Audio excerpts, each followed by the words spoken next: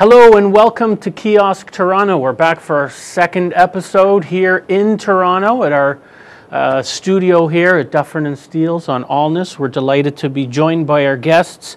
We have Judie Oron and we also have Muluken Muchie. Muluken is the managing editor and publisher of a couple of different newspapers.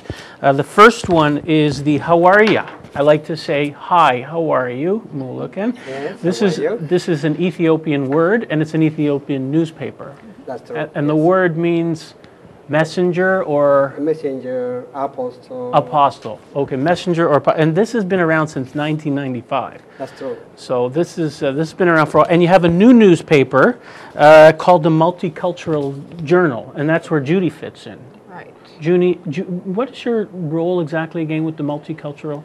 Well, I'm just sort of an adjunct writer. We've loosely formed an editorial board and of 8 writers, all of whom have a specific agenda, generally relating to social issues. Right. And I'm one of them. You're one of them. So this is a new gig for you. It's a new gig. But Judie, you're also well, you also wrote this book. I wanted to hold it up because we've talked about this book before. So we're going to give you some kudos on this incredible book called Cry of the Giraffe, which is about 2 Jewish girls or a Jewish family that was escaping Ethiopia to find their way to Israel. And it's an incredible book, and recently it was named the winner of the Youth Literature category of 2011 Helen and Stan Vine Canadian Jewish Book Awards. Right. And I read it, and I think very excited about that award. It's a terrific, so congratulations on that. So we want to talk about both the Hawarya and the Multicultural Journal. Why don't we start with the Multicultural Journal, because that's the latest project. This will be accessible to a lot of people. Number one, it's in English. Yes, it's in English. And number two, it's not on any one particular community. What was behind the idea for the Multicultural Journal? Well, the idea behind is to serve the many multicultural community of Canada. We Canadians are multicultural, different background. So we come up, why not we come together and create a voice for these multicultural communities. Right, right. Well, that makes sense. I mean, Canada's, I think one of the world leaders in terms of having, a lot of immigration. I think we bring in something like 200,000 people a year. I don't know if you know the figures, but from different countries, it's an enormous. I'm not sure how many exactly, but Canada is home of the world. It is home of the world. Yes. And I think it's a model too in terms of how people get along, because people don't get along so well everywhere, but they do very well. So is this your first issue here for February? That's the second issue. Okay. Well, we had the first one, and the third one is coming within a week. Third one is coming up in a week will be April's version. Yeah. And you also, this can be read online too. That's right. Yes, it's online too. Both newspapers? Both newspapers, yes. Okay. Tell us a bit about the Hawarya. I love that name. It's easy for me to remember that one. Hawarya. So tell us about this. It's been around since 1995. How many people are reading it? Many people read it. We Ethiopians here around the GTA are about 40,000. And 40,000 Ethiopians in the GTA. Yes. But this paper goes everywhere. National was Canada, USA, Europe, for the Ethiopian diaspora, for that matter. So we started in 1995. That time, we Ethiopians were the first arrival here to Canada. So that's when the first Ethiopians started coming to Canada? Was in 95? Yeah, 80. Early 80, since early 80. Right. And it's expanded to 40,000. 45,000, yeah. Wow. That's so we didn't have any media at that time, and Ethiopians are very culturally close community. I just came up an idea, why don't we have a media? there is a demand here in Canada and other parts of the world. So I came up with the idea to have this newspaper, and we called it Hawarya, because Hawarya is a messenger, go out and reach and tell the news, the good news. Right. So it was popular and read throughout the world. And is the biggest Ethiopian diaspora, would you say, here in Canada? Like, outside of Ethiopia, where do most expats, is that the right word, Judy? Where do they go? Yeah. The biggest Ethiopians are the US, America. Mm-hmm. And how many in America? About 160,000.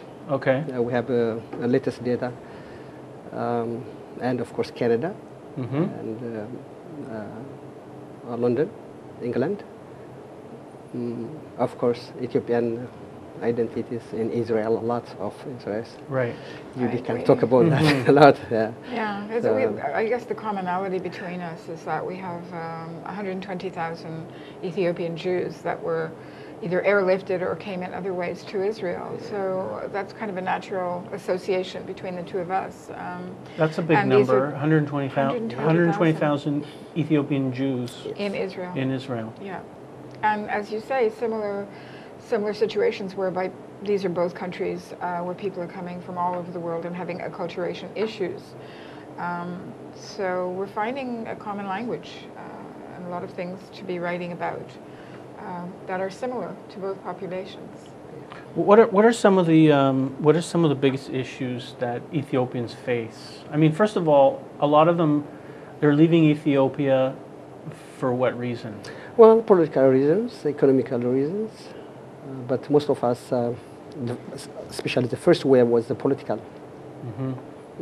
So the problems are, cultural integration, employment, or top issues of Ethiopian communities, for that matter, other immigrants. And how do they... One of the things that we came up with at the last editorial meeting last week, it was a common issue to a lot of African immigrants, and specific to the Ethiopian community as well.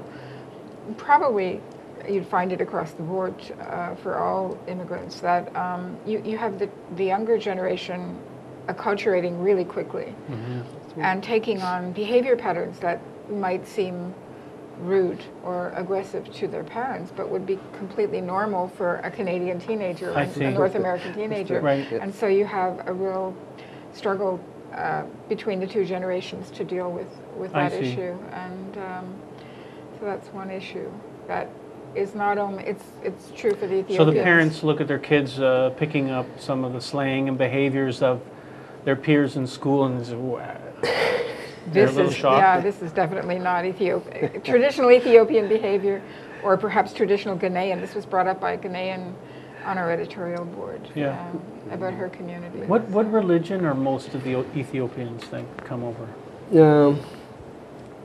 Christians and Muslims, but Ethiopian for centuries were dominant of Coptic Christians. So mostly Christian, would you say? Or? Nowadays, enough, but the political, economical, the domination of Ethiopians for centuries were Christianity. Right. Yeah. Right. Okay. Actually, I think that's one of the issues that you cover in your magazine: property ownership of the Ethiopian Orthodox Church. What's that all about? Well, Ethiopian Orthodox Church is as the church, Ethiopian church, and it has very, very many followers here abroad and in country. So we built here a church.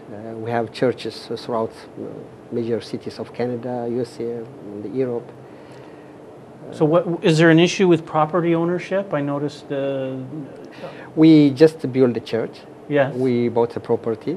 Okay. And we are building the first church, costing around 4 billion, I mean. So... hosting around how many, sir? 4 million. 4 million people? No, it costs us 4 million. It costs us $4 million. Yeah. And this is in Toronto? In Toronto. Okay. In Toronto, at Taikos Drive. Okay, sounds like an exciting project. And then there was another one I noticed, Ethiopian Olympian Miritz Yifter seeking asylum in Canada. What's the story there? Well, Miritz Yifter is a legendary marathonist of Ethiopia.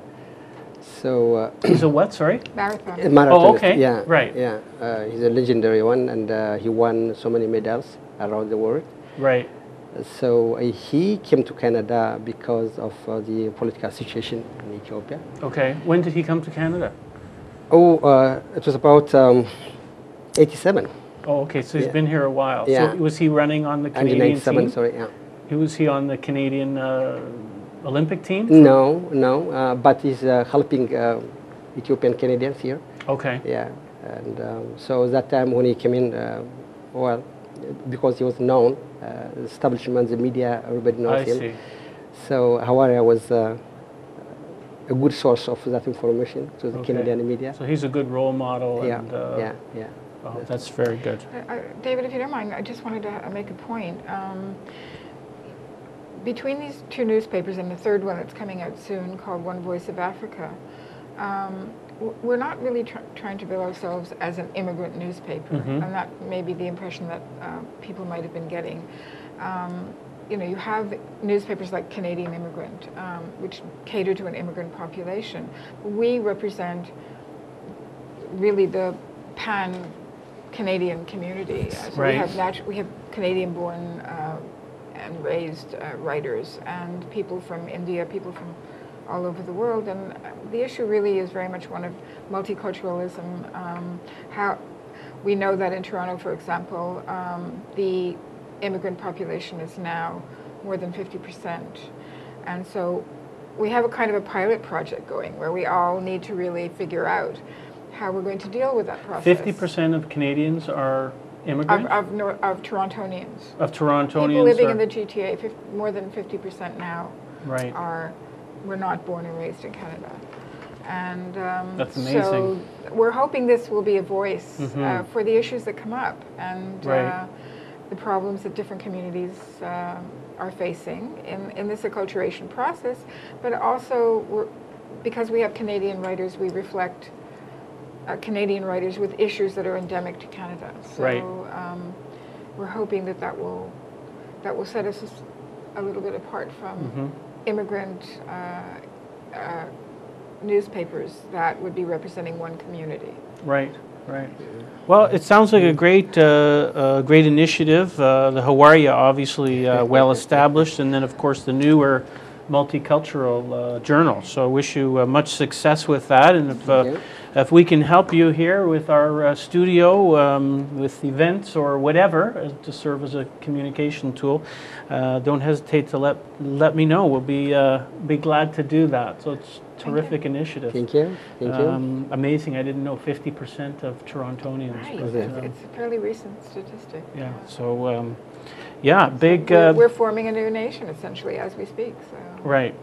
Yeah, absolutely. So thank you both so much for coming in today. Thank you. We really appreciate it. We also have coming up in the show, we have my old friend Howard Kamen. He's going to give us an update on the Toronto sports teams. I guess the Leafs are gone, but we're going to talk about the Blue Jays, and also Howard has some motivational lessons. He's been a self-employed entrepreneur for a long time, and also we have Laure Amphilak and Alexandra Knezovic, if I'm pronouncing that right, from HA Solutions. They help people with relationships and mediation and different things like that. So that should be interesting coming up. We're going to take a short break. Hang in there. We'll be back in just a moment. Thanks for watching.